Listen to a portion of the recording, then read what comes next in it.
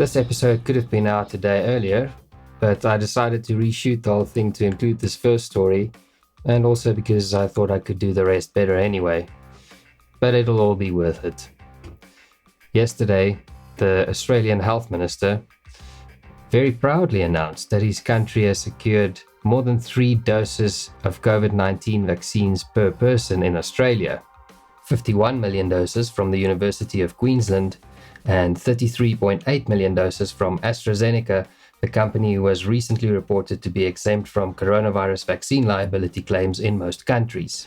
I'm delighted to be joined today by Professor Brendan Murphy, because today is the day when, with the Prime Minister, Australia has secured 84.8 million vaccine doses. From the University of Queensland, 51 million doses. From Oxford University and AstraZeneca, another 33.8 million doses. There was just one small problem with this very proud announcement. Virtually nobody in the over 2,000 comments on his Facebook post at the time of filming seemed to really want this vaccine. So now what, Mr. Hunt? All these vaccines and no place to go? So to be completely clear, most of this production would already be committed in contracts. Yes. It is almost unheard of that people are producing product without having a forward commitment for the consumption of that product. I'll place a link to his Facebook post in the description and people can go view the comments themselves. The overwhelming majority of people don't want this at all. This story illustrates exactly why I started a campaign a few weeks ago called South Africans Donating Their COVID Vaccines in Global Solidarity, because I could see that governments and media worldwide are trying to create this BS fake perception that 7 billion people just can't wait for this fast-tracked, unnecessary vaccine exempt from any liability. I'm sorry, but people just aren't that stupid. I haven't promoted this a lot yet, but for the people who are on Facebook, please go to this page and like it and share it and let your friends who feel the same know about it as well. We need numbers there to destroy this fake perception. According to Mr. Hunt, these 84.8 million doses of vaccines will allow every Australian the opportunity to have free voluntary vaccination. That's right, it's going to be totally voluntary. That's why there's more than 3 doses per person in Australia. And according to Mr. Hunt's logic, it will be this vaccine for a disease with a 99.8% survival rate that will save lives and protect lives against coronavirus. A few weeks ago, National Geographic gave us a glimpse into how an imminent COVID-19 vaccine could be forced onto people. And it is, as we expected, soft mandates, which means you don't have to take it, but then you don't get any of your rights back. As I explained in episode 1 of the 100th Monkey Syndrome regarding immunity passports, for which you would need a vaccine anyway, the experts quoted in this article predict that getting a COVID-19 vaccine could become a condition for getting your almost but never quite normal life back, especially if you want to do anything fun, like go see a concert at an arena, or if you want to use any public service, like public transport. The article in National Geographic, titled COVID-19 Vaccines Could Become Mandatory, Here's How It Might Work, opens with, after a COVID-19 vaccine is available, you may need to get inoculated to go to the office, attend a sporting event, or even get a seat at a restaurant. That's right, you may even need one to get your job back. But listen to the others, attend a concert, or go to a restaurant. Please go watch episode 1 of the 100th Monkey Syndrome if you haven't done so yet. You are going to be bribed with getting your rights and all the fun stuff back if you take the COVID-19 vaccine. The article continues by describing a scenario. You walk toward the arena, ready for a big game, tickets in hand. But what you see is a long line wrapping around the corner of the building and a bottleneck at the entrance as people search their pockets and purses for a small piece of paper. To be cleared to enter, you'll also need that document, proof that you've received a COVID-19 vaccination. This is the future as some experts see it, a world in which you'll need to show you've been inoculated against the novel coronavirus to attend a sports game, get a manicure, go to work, or hop on a train. Well, that's just laughable. If you've been following this channel, you will know that that is not at all how it is going to work. There will be no pieces of paper. It will be Covipass style apps for mobile devices, mostly to start off with. But I suppose this image of people fumbling for a piece of paper in their wallets is just put into your mind to make people actually a bit relieved that technology like Covipass does exist. The article continues, today the US military requires troops to be immunized against multiple diseases, including tetanus, diphtheria, hepatitis A, and polio. Several states require workers at healthcare facilities to be vaccinated against diseases such as pertussis, chickenpox, measles, mumps, and rubella. Hospital systems often require additional vaccinations as a condition of employment, and legally, all employers in any industry can compel their employees to get vaccinated. The mandates can be directed towards customers as well. Just as business owners can bar shoeless and shirtless clients from entering their restaurants, salons, arenas, and stores, they can legally keep people out for any number of reasons, as long as they are not running afoul of any anti-discrimination laws, says Dorrit Rubenstein-Rees, professor of health and vaccine law at the University of California, Hastings College of the Law. What articles like these always neglect to mention is that this attitude does cut both ways though, doesn't it? Businesses can choose to let in people who haven't been vaccinated. Businesses can choose to only let in people who haven't been vaccinated. Let's talk about that. When a COVID-19 vaccine becomes available, the article continues, some experts think states will require targeted industries to enforce vaccine mandates for their employees, especially those we've come to know as essential workers. Grocery store workers get exposed to a lot of people, but also have the chance to infect a lot of people because of the nature of their work and the fact that virtually everybody needs to buy food, says Carmel Shakar, Executive Director of the Petrie Flom Center for Health Law Policy, Biotechnology and Bioethics at the Harvard Law School. Hospitality industry workers, those who work in restaurants, bars, and coffee shops, for example, could also see similar mandates. Even the general public could be incentivized to get vaccinated. Oddly enough, the best way to impose a mandate is to reward people with more freedom if they follow that mandate, Kaplan says. For example, with proof of inoculation, you would be able to attend a sporting event as a reward for doing the right thing, he says. And I can imagine people saying, if you want to go to my restaurant, my bowling alley, or my tattoo parlor, then I want to see a vaccine certificate too. Yeah, or not. Nice fantasy. But what about this one? The fantasy where, just as business owners can bar shoeless and shirtless clients from entering their restaurants, salons, arenas, and stores, they can also choose to bar people who are carrying immunity passports on account of being too stupid to enter. And further down, the article continues, certified vaccinated.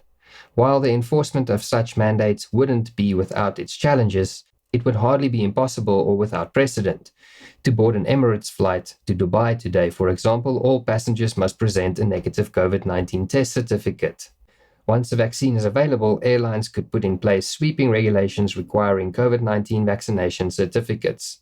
Eventually, what we'll have to have is certificates of who's a recovered person, who's a vaccinated person, because you don't want people moving around the world. So eventually there will be sort of this digital immunity proof that will help facilitate the global reopening up. Continuing with the National Geographic article, Rees says federal laws could require proof of a COVID-19 vaccine to get a passport, which would then display an emblem showing your vaccination status. Driver's licenses could be updated in a similar fashion, Kaplan says. At work, employee badges could carry vaccination stickers, and a paper certificate from your doctor could serve as a vaccine proof for public events. Perhaps we'll get to a point where we'll need to sign proof of immunity to book an appointment. Yes, that's right. That's your new normal right there if we keep accepting all this rubbish. And then the article moves on for the grand closing. People who express hesitancy about a potential COVID-19 vaccine often say their top worry is safety, which raises concerns that some Americans could shy away from inoculation. But if a COVID-19 vaccine is proven safe, I think the majority of people will want it, Kaplan says. And if the majority of people want it, you won't have to mandate it. They'll be looking for it. Right, absolutely right. So there's no reason then for these soft mandates to take people's rights away unless they take a vaccine. If people really want it, you won't have to mandate it at all, not even with soft mandates. Which brings me to this next article out by Business Insider a couple of days ago, saying that they have surveyed thousands of people across the world, yes, thousands across the world, to learn about attitudes about a COVID-19 vaccine. And the claim is that 64% of South Africans would agree to take a COVID-19 vaccine. Well, really? Let me just say I'm doubtful. Those on Facebook, please remember to head over to the page and like South Africans donating their COVID vaccines in global solidarity. If you pass the IQ test and can see that this is an absolute farce. So, since we are well and truly into vaccine mongering season, something I've brought up before, but just in case some people haven't seen it yet, during the previous swine flu pandemic in 2009, the vaccine Pandemrix caused brain damage in more than 800 European children, and it was found that the vaccine caused narcolepsy and cataplexy in 1 in 16,000 people. Let's also not forget how experts after this 2009 swine flu pandemic called out the World Health Organization for faking a pandemic. I'm sure they'll never do that again, since the consequences last time were so great. Michael Fomento, director of the non-profit Independent Journalism Project, wrote an article published by Forbes explaining the charges at the time were that the agency deliberately fomented swine flu hysteria. The world is going through a real pandemic. The description of it as a fake is wrong and irresponsible, the agency claims on its website, and you may be excused for finding that sounding very familiar, as if you just heard it in the last few months. The Parliamentary Assembly of the Council of Europe, or PACE, a human rights watchdog, publicly investigated the World Health Organization's motives in declaring a pandemic. Indeed, the chairman of its influential health committee, epidemiologist Wolfgang Wodarg, has declared that the false pandemic is one of the greatest medicine scandals of the century. Unquestionably, swine flu has proved to be vastly milder than ordinary seasonal flu. It kills at 1/3 to 1/10 the rate, according to US Centers for Disease Control and Prevention estimates. Data from other countries like France and Japan indicate it's far tamer than that. But how could the organization declare a pandemic when its own official definition required simultaneous epidemics worldwide with enormous numbers of deaths and illness?